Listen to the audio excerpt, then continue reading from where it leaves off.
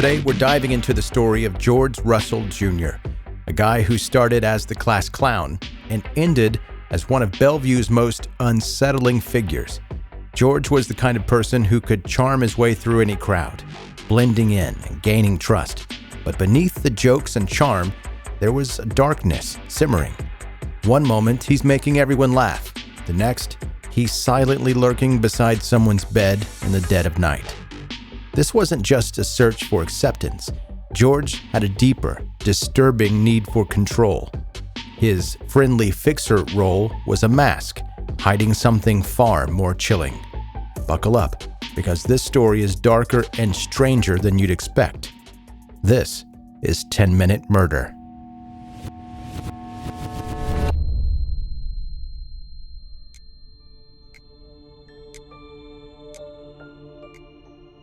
Florida, 1958. George Waterfield Russell Sr. and his wife Joyce had their first child, George Russell Jr. And on paper, it probably looked like a classic happy family was in the making. But reality had other plans.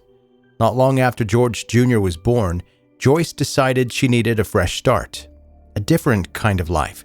So she packed up, left her husband, and maybe surprisingly, left her infant son with her mother while she went off to college. She'd be back, she assured herself, with a degree and a better future. And she did come back, only it wasn't with just a diploma she'd picked up along the way.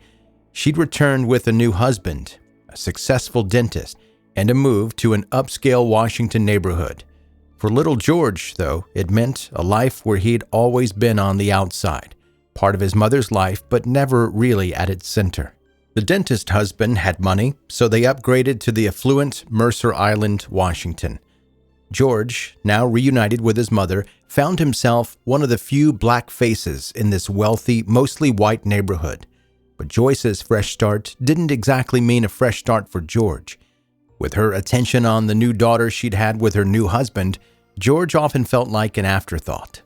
Craving attention, George quickly became the loud, boisterous kid who could crack everyone up. In high school, he played the role of the class clown, charming his way throughout the day. But this was more than just teenage angst. It was George's way of coping with feeling out of place among his classmates, kids from rich, white families who couldn't understand his reality. Beneath the jokes, he was struggling, and coping methods took a dark turn. At first, George's rebellion was just typical teen stuff. Skipping class, smoking pot, lifting stuff from school lockers. But his antics escalated. Soon, he was sneaking into people's homes while they slept, taking souvenirs like cash, jewelry, and in some disturbing cases, just standing over sleeping women to watch them. The local cops were stumped, guessing their mystery burglar might be getting some thrill out of violating homes. Meanwhile, George was becoming a regular at the police station, thanks to a truancy program that let him shadow cops instead of facing actual discipline. It wasn't long before the station became his second home. Back at home, George's family life was disintegrating. Joyce remarried, then promptly unmarried yet again, moving on from both her husband and George. George's new stepmother, however, fascinated him, and not in a good way. He began sneaking into her room to watch her sleep until his behavior escalated, ultimately leading to him getting kicked out of the house. At 16, George bounced between family members' homes and friends' couches wherever he could crash. This couch surfing lifestyle stuck. By his 20s, George was the kind of guy who could charm for a free meal or a place to stay without a second thought. His days were spent hanging around the police station, while his nights found him frequenting Bellevue's popular nightclubs, a duffel bag containing all of his worldly possessions and a stash of adult magazines in tow. George's charm earned him friends and favors. People let him borrow their cars, offered their couches, let him borrow anything he needed. Yet he wasn't just there to network. George had a unique way of using his police connections to gain women's trust, and often this tactic worked. But when his advances fell flat, he'd take the rejection personally, even violently, before calming down and continuing his night. For the friends he kept, George's temper was a worrying quirk. For the women who crossed him, it was much worse. By the time he hit his 30s, George was still the likable, vagabond-type character everyone knew. Sure, he'd, air quotes, borrow your car and some valuables, but then he'd charm his way back in with a nice dinner and maybe even a round of drinks. "It's cool, hun," he'd say, but the surface charm couldn't contain what was festering underneath, and soon things took a dark turn.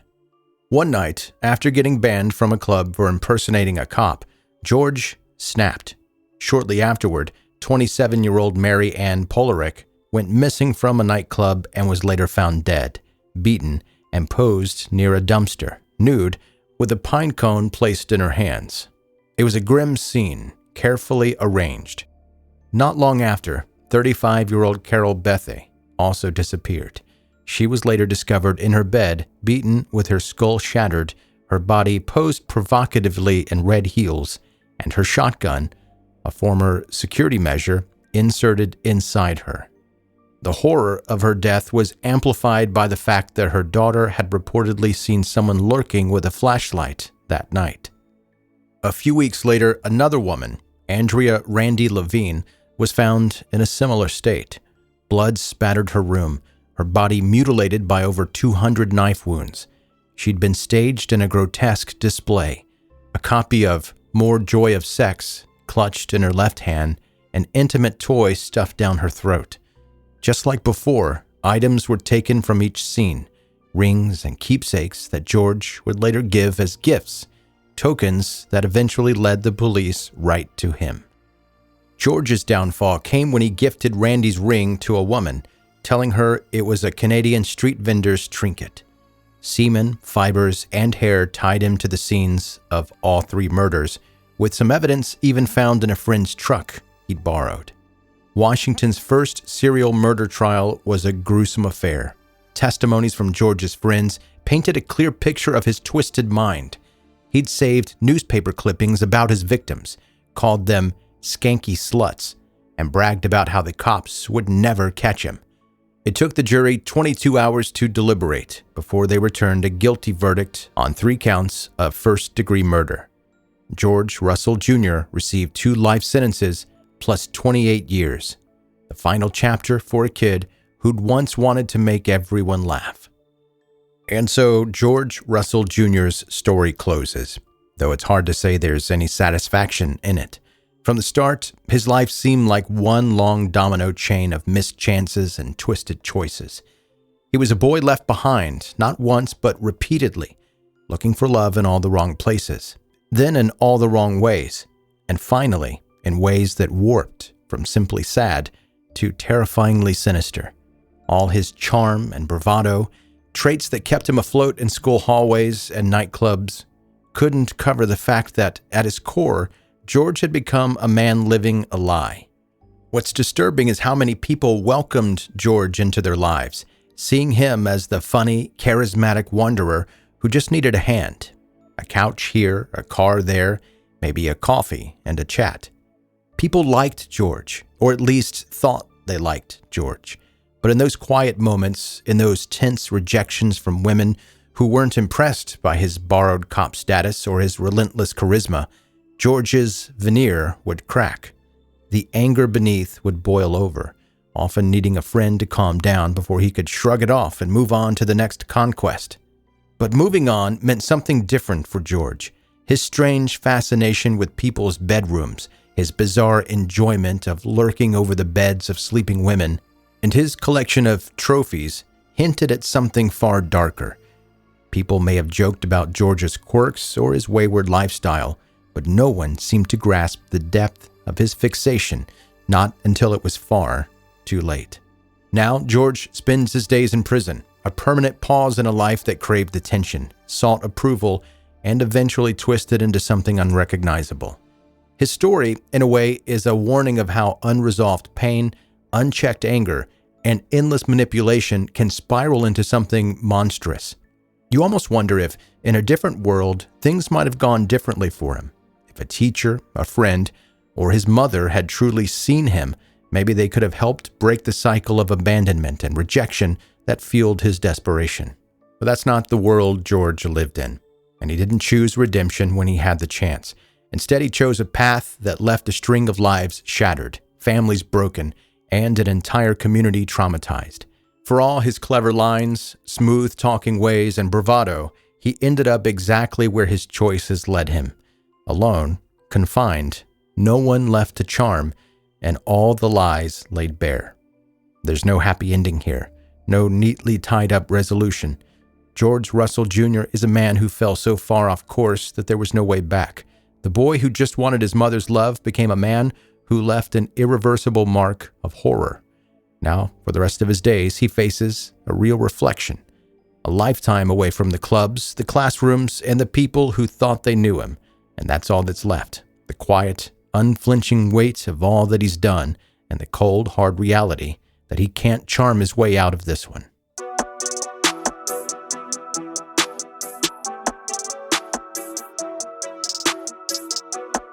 That's 10-Minute Murder for today. Brief, unbendable true crime. I'm Joe, the host, and thank you for taking the time to listen. I'm sorry, I've just bit my tongue. I don't know if I've ever done that in my life, just talking. And sure, I could stop this and re-record it, but then I wouldn't have this for history. This wouldn't be on the history books of Joe. The first time you ever bit your tongue while just talking, not even eating something. Man, it's bleeding too, by the way. Someone please tell me, is it just me that's done this, or have you done that? I've bitten my tongue before while eating, but just talking, have you done that before? Man. Hey, if you're a new listener, make sure you hit subscribe wherever you like to listen to podcasts. Connect with me on social media. Links are in the show notes, or you can go to 10minutemurder.com. If you want to send me an email, let me know I'm not the only one that bites their tongue while just simply talking like a dummy. My email address is joe@10minutemurder.com. And that's going to do it. I'm going to go find something to make this stop bleeding. Thank you so much for listening.